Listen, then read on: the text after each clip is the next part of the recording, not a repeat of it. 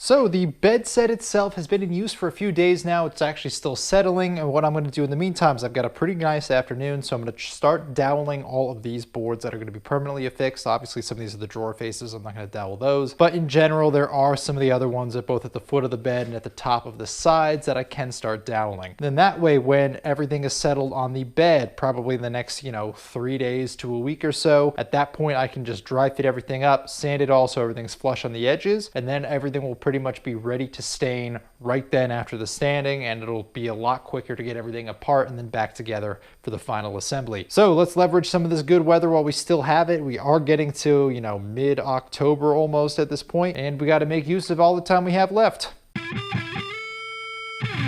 There are two big goals that we are going to accomplish in this episode. The first is doing those dowel holes like I just discussed. There is one board at the head of the bed, one board on the left and one board on the right side, and then two boards that are going to go at the foot of the bed that are all going to get doweled. And those are going to be all the stationary boards that make up the lower half of that outer face. We're using the same dowel jig that I used earlier in this series, so I'm going to link that again below. And in case you haven't watched that episode, that was something like a $10 to a $15 tool, so really inexpensive if you're looking to get into this as a hobby. The second goal for this episode is to dry fit everything together on the bed frame and then sand down our edges so that we have a nice, even, flush end on all four corners. I'll discuss that in more detail when we get to it, but that is going to be one of the first indicators of how good the fit and finish is going to look on our final product, so the steps we're taking today are actually fairly important. As for putting the dowel holes into those lower boards, first you have to figure out where they are going to go, and I don't just mean how they're spaced out, I also mean which side of the board they're going on. Now I can tell you that they're going to go into the top of the board so that you can attach it to the underside of the board that's on the upper half of the frame. However, you got to pick the orientation that this will be in the final assembly before you start drilling those holes. I've listed the length of the boards that you're going to be drilling in the description. You should have cut those in the first episode of the series. For each one of those, take it, flip it around, and see how it looks in each orientation until you decide which part looks the prettiest and which side looks better facing up. If you've got a face that's dented or chipped or it has too many knots or not enough knots, put that on the back side, have it point down, make it so you don't have to see that face when it's in the final assembly, and choose the face that you find pretty or aesthetically pleasing and have that one face towards you. The other part is at the foot of the bed, you're going to have two boards that kind of join together to make this continuous longer looking board. Now truth be told, you could have just left this as one full length board. The reason that I cut it into two boards was to make it look a little bit less weird that I had shorter lengths on the side so that the drawers were a little bit more discreet. But I still cut these two boards out of the same piece, so when you put it back in the same position that they were cut from, the grain lines and everything still look continuous. So it looks a little bit weird if you put it in that orientation because you still have the same grain lines going down and it does still look like one board that was just sawn down the middle. So to avoid that look and to try to make it look a little more natural, I flipped around the orientation of these and just played around with it a little bit so that the grain didn't line up as well, because I think that looked better in the final product. Those two boards at the foot of the bed, you're also going to dowel at the sides so they get doweled to each other, and then the boards for all four sides are also going to get dowels along the top. Now I put the first dowel in about 4 to 6 inches from the edge, and then I spaced them anywhere from 4 to 8 inches apart along the entire length of the board, putting one dowel in the middle. And the situation here is the same as the situation for when I was pre-drilling the screw holes in one of the earlier episodes as well. By going every 6 to 8 inches, I'm definitely going overkill versus what's actually needed to just structurally support holding these pieces up. However, I wanted this thing to be ridiculously stable, and I'm recording this obviously after the project is done, and let me tell you, it is absurdly stable, and I have pretty much no risk of this thing ever falling apart on me. Now obviously drilling more holes is more effort, and you will use more dowels, and you will use more wood glue, but let me just say that overbuilt is often very underrated. If you want this thing to last, it is worth spending the time now so that you never have to repair this thing or worry about it creaking or even have it be a remote concern in the back of your mind ever in the future. With all that in mind, let's jump to some thoughts that I had about the dry fitting before we go ahead and actually try it.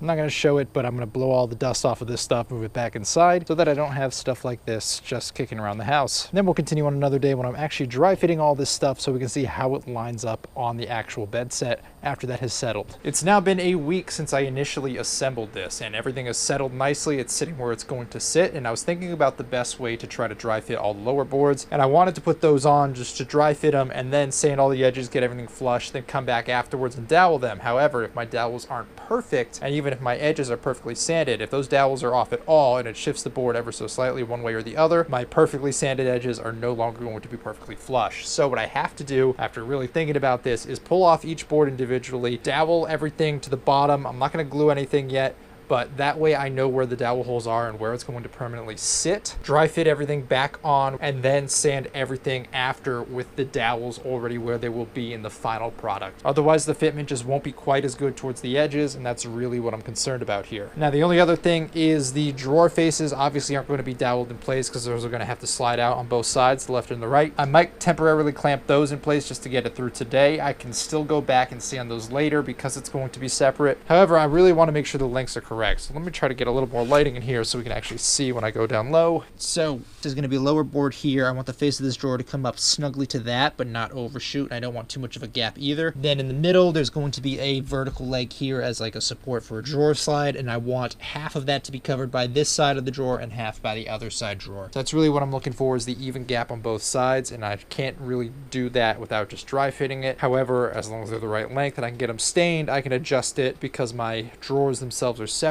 I can move the drawer face relative to the rest of the drawer and then screw that in place later to get a good fitment on that. But either way, tons of dry fitting today. Let's get to it. To pull off these upper frame boards, I'm backing out the screws that are holding them into place, but I'm not backing them all the way out of the wood. I'm still leaving them roughly an inch or so within. That way they're still sitting in place. I'm not going to lose any. I'm not going to damage my floor. And then rather than reinstalling them from scratch later, they're already started, so they should be a lot quicker to reinstall. Next, we set up our workstation outside, and for every board that I'm going to be joining together, what I'm going to do is give it a quick final sanding, use the orbital sander to break any square edges, especially at the corners where I cut, and with the two sides that are going to be joined together by the dowels, I line them up directly next to each other, I flush out the ends of the board, and then I clamp the whole thing together. Because the dowel holes are already pre-drilled in one of the boards, this allows me to transfer the hole location directly to the second board based on the actual location on the first board and not based on a measurement. It's going to make the placement a lot more accurate, and it's going to help a lot with the alignment once we go to mate them up in a minute. The next thing you see me do is I put a dowel pin physically inside of the hole, I reset the depth on my dowel jig to match where that pin is, and then I use that depth to drill into the second board. That way, once again, I know the depth is set exactly based on the actual hole location on the first board, so it's more likely to line up perfectly when we go to install this. And this might seem like a lot of extra work compared to just setting it once and then drilling all your holes, but I promise you, whatever time you spend now is going to save you at least that much time trying to sand the faces level afterwards. This is going to be imperative to getting a good alignment. With the holes drilled, you obviously want to clean off the entire face prior to putting wood glue on it, so if you've got a microfiber or a tack cloth, that works. At the very least, blow out all the holes with compressed air, but then we're ready to mate these surfaces together. So put wood glue in the dowel pin holes on both sides of the board, cover the dowel pin itself with wood glue, and then cover the entire surface of the face that's going to be joined together on both boards prior to sliding and clamping these together. Now, if you over tighten these clamps, there is a chance that they could indent into the actual board, especially if you're using a clamp with a smaller head. We are now getting to the phase of the project where anything that we do is on those outer faces that we are going to see all the time. So your options are either don't damage it, or if you do damage it, you either have to sand it out or live with it forever. So to avoid damaging it, what I do is I put down these other boards as basically sacrificial pieces, but because they also span both of the boards we're joining together, I can clamp those in kind of like bookends, and it helps to keep both boards relatively straight while the wood joint is drying. Now, I don't have a ton of clamps, so I can only do 1 to 2 of these at a time. Then I would give it like 30 minutes to an hour for the glue to set up. Then I would go back and do the other ones, but it's basically going to be the same process on all 4 boards. The longer that you can leave these things clamped for while the wood is drying, the stronger the joint is going to be at the end. That's another reason I went with so many dowel holes, is I knew I didn't have the time to to wait for everything to dry for like 2 days. But ideally, if you can do that, that is definitely going to give you the strongest product. So basically, I added way more dowel holes to compensate and to add more strength, knowing that I would be losing some strength by not having it clamped as long. One of the outside edges of my boards was not perfectly straight, so that did leave a little bit of a gap. We'll show that in a second. But now that all 4 of these are clamped, let's check out what we have to do next. Last set of boards is being clamped. A little bit of a gap here on the one edge just because this board, this top edge was not straight, so everything else is flush except for over there. I was worried that was going to happen. So while that is drying up, we're going to go inside real quick. And now here in the bedroom, you can see I have the footboards and these 2 sideboards where they are going to go. So now I'm going to get those mounted back up. You can see these bottom rails, that'll be the drawer supports. Those are already in place. I'm going to get these boards all mounted up, and then when that top board for the head is ready, we'll bring that into, we'll see where we have overlaps on the edges, and then hopefully get to sanding this today. It could be a little tough. It's already 4 o'clock, so we're going to be cutting it a little bit close. But anyway, let's get back to it. When remounting these boards, what you're doing is you're lining up the screws that you already drilled in earlier with the holes that are already in the back of that upper board. So what I did is I started on one end at the far side. I got the screw head a little bit past the outside edge of the frame, just by like 1/8 of an inch or so. And that was just enough that I could line it up with the hole of that outward facing 2x8, get it to snag within the hole, and then screw it in more. Then I did the same thing on the far end of the same board, and then I went back and tightened a few screws along the length. Now, if you're not confident in doing this, by all means, feel free to clamp everything down again prior to tightening up those screws. As I've said, this is not my first woodworking project, so I kind of already knew what I was doing here, but especially with the lower part of those outside faces installed, these are going to be a little bit heavier, so don't be afraid to use a clamp or use blocks underneath it to raise it to the right height. But with the outside facing boards installed on all 4 sides, now the 2x8s that are going to be the drawer faces are going to get installed as well, but obviously we don't have anything that they're physically attached to, so I'm just clamping those into place to make sure that the overall length is still correct. Just for dry fitting purposes, I'm trying to line up the faces flush while clamping them, but the length is the more critical factor here. So with that in mind, let's discuss some critical parts of this dry fitting in a little bit more detail. I want to take a second and stop and show what I'm doing here because this is pretty critical as far as fitment goes. So I'm trying to get these drawer face boards, these 2 boards here on the bottom, to sit well, and I want to make sure that those are in properly prior to sanding everything off and trying to get all these edges flush. So as they are currently cut, I kind of lucked out and they sit almost perfect between this footboard here and the one board that's doweled and attached to this headboard on the other end. So it is a very good tight fit. However, I also want to make sure that I'm flush with the face of the board above, both here, in the middle, and down there. So what I was doing is I was taking the square and then I was just tapping either on the back to bring it out ever so slightly, or I was tapping on the face to push it in, and trying to do it so until it was level in all 3 places. Now, anytime you adjust any of the 3, you're gonna have to recheck all 3, because again, if they're all tight, when one shifts, they're all gonna shift with it. So I've done that on this side, and don't be too worried about if it's like really tight. I mean, if you have to force it into place, you're really gonna fray the edges of the board, so that's bad. But if it's snug like this, when you go back afterwards and you're sanding these side faces before doing the final staining, that will take off just enough that you'll still have a very tight fit, but that the drawers can open smoothly. If you're finding that it's like really struggling to get it in, you'll have to go and trim these boards down until they fit a little more comfortably. By comparison, if you go over to the other side, this side I think was super snug, like I said. Over on this side, I do have, it's like this little bit of gap, you know, 1/8 inch or so between the 2 of them combined. That's also fine. I will just sand off less material when I get to that stage on this side. So I only have enough clamps to mock up one side at a time, so I'm just going to hit that side and sand it real quick.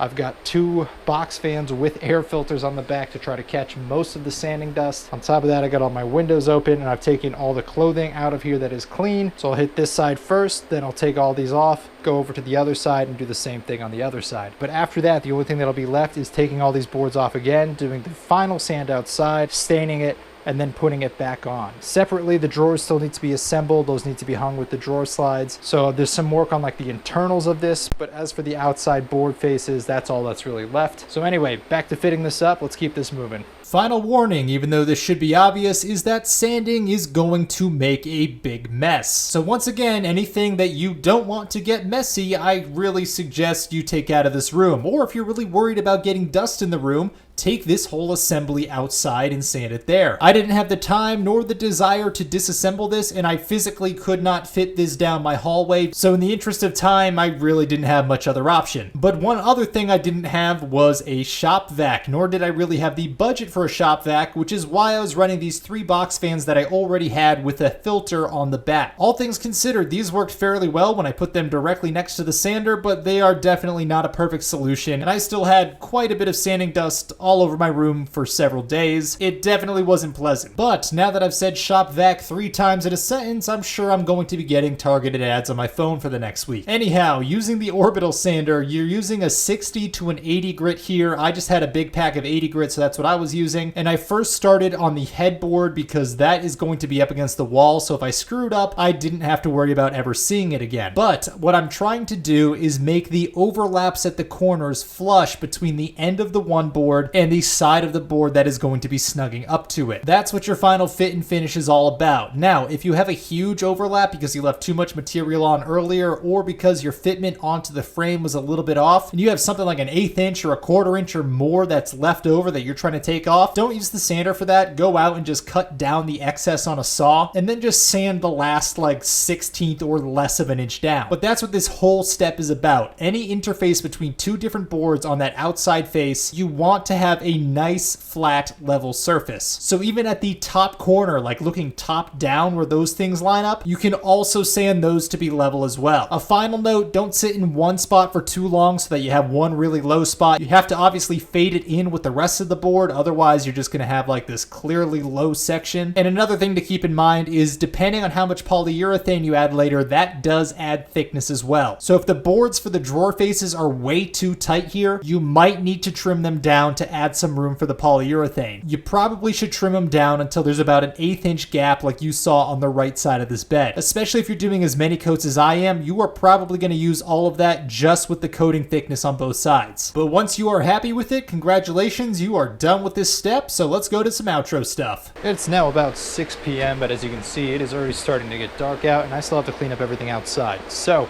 I did finish the sanding inside today for all the end pieces in the corners. These are actually all pretty level, a little bit of overhang here on the back on both sides because I don't think this board's snugged out as well as it should have in both corners. However, everything else I double checked and I was really adamant about getting it to square out well when I was installing it, and as such there's not really a gap behind anything else. So all these corners are pretty damn near perfect. Little tiny lip there if you're really going for it, but even something like that where it's really minor. Once I take it off, what I like to do is I run the sander down the side just to break the edge so it's not as sharp, kind of round the corner like is already done here on these other boards. Once I do that, that'll blend almost perfectly because of the way it's going to taper up, so it's going to be awesome. An example of that is like right here. You can get a little bit of a lip there because I rounded this edge off a little bit. It flows really nice on your fingers. So I'm gonna call it quits today. I've got a bunch of stuff outside that I still have to clean up, but I am very happy with this. I'm gonna leave all these fans in here pointing up at the windows on full blast for the next 3 or so hours before I start bringing my clothes and stuff back in here and before I lay the mattress back down. I'm now going to take all these sideboards that are not permanently attached, that are going to be the drawer faces, those are going to stay underneath, and then finally all the wood that's going to be used for the drawers that are going underneath, those have been out in the garage. I'm also going to take that in here, put those under the bed as well. That way they are acclimated to this room, you know, temperature and humidity wise, to what they will be in their final form. And when I go to assemble them, I'm not going to have to worry about everything shifting after I assemble it. But that is a good stopping point, so let's call it a day and we'll resume next time. So that'll do it for this episode. Thank you guys for sticking around, and I will see you next time. So basically, I overcompensated by using way more dowel holes because couldn't last as long. I don't know if I can say that on YouTube. I might have to scratch that part out.